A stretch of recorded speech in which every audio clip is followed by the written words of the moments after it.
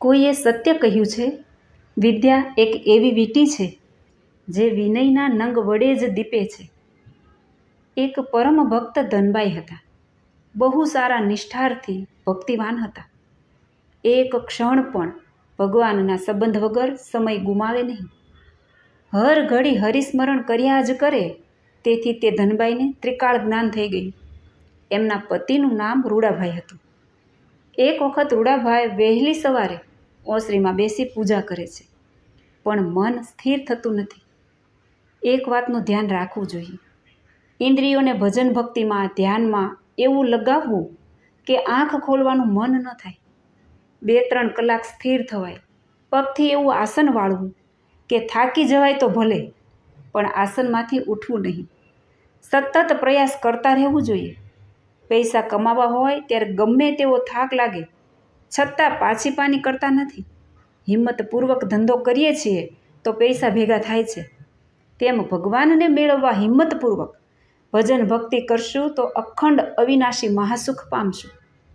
રૂડાભાઈ ઘરમાં બેઠા પૂજા કરે છે અને મન ગામમાં આટા મારે છે. ત્યાં એક માણસે બહારથી આવી સાદ કર્યો, ધનબાઈ, રૂડાભાઈ ઘરમાં છે?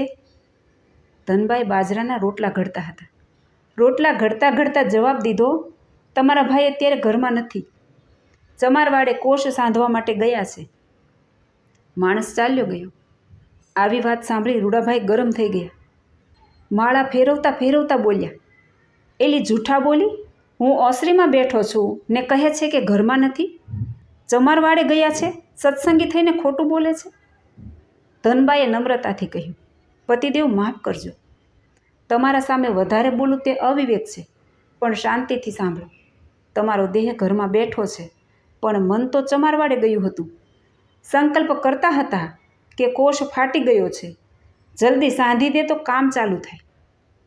પ્રભુ ભક્તિમાં તન મુખ્ય નથી, મન મુખ્ય છે.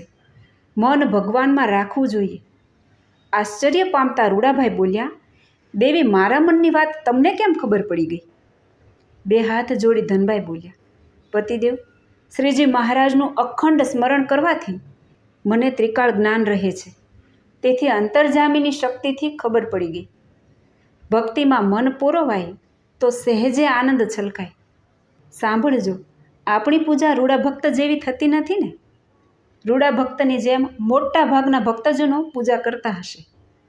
આજથી આપણે નિયમ લઈએ કે પૂજાપાઠ કરતાં કાંઈ પણ બોલશું નહીં, આડું અવળું જોઈશું નહીં. એકાગ્રતાથી પૂજા કરશું તો ભગવાન રાજી થશે. એક વખત બ્રહ્માનંદ સ્વામીએ શ્રીજી મહારાજને પ્રશ્ન પૂછ્યો, જે ભગવાન વિશે દ્રઢ પ્રીતિ થવાનું શું સાધન છે? શ્રીજી મહારાજ બોલ્યા, સત્પુરુષનો પ્રસંગ રાખે તો ભગવાનમાં પ્રીતિ થાય.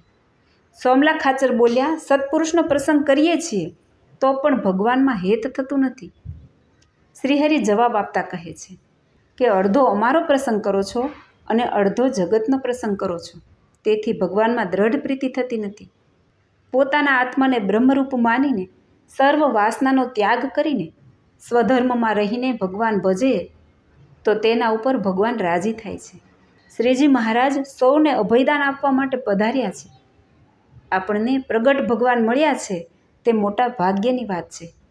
મિત્રો, જો આ વાત આપને ગમી હોય તો એક લાઈક કરજો અને તમારા મિત્ર મંડળમાં શેર કરજો. અને જો ચેનલને સબસ્ક્રાઈબ ના કરી હોય તો સબસ્ક્રાઈબ કરજો. જય સ્વામિનારાયણ.